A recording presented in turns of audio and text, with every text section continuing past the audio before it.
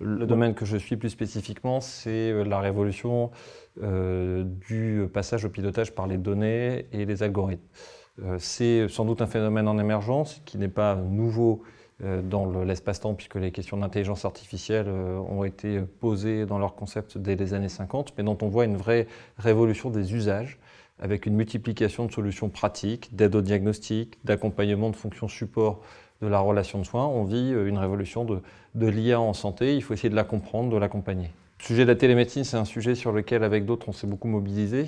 C'était pour nous un sujet important pour essayer de faire sauter un certain nombre de verrous. On avait mené une campagne sur le déverrouillage de la télémédecine quand j'étais à la Fédération des hôpitaux. Mais avant ça, j'avais eu l'honneur de contribuer à la détermination du régime juridique initial.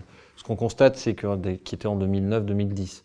Et on s'aperçoit qu'entre le moment où a été calé un régime juridique et le moment où on est arrivé à un déverrouillage du modèle économique, il y a eu près d'une dizaine d'années. Ça dit quelque chose de la manière dont parfois l'innovation numérique en santé est bloquée, se heurte à un certain nombre de résistances. C'est pour ça qu'il faut faire preuve de conviction et il faut absolument éviter ça pour l'intelligence artificielle.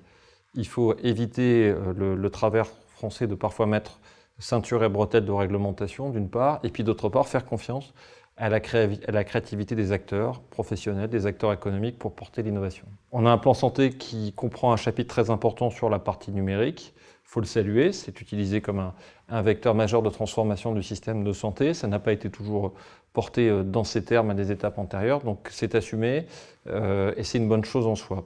Ce qui a été annoncé, on l'a vu mardi, intègre finalement assez peu les questions d'intelligence artificielle.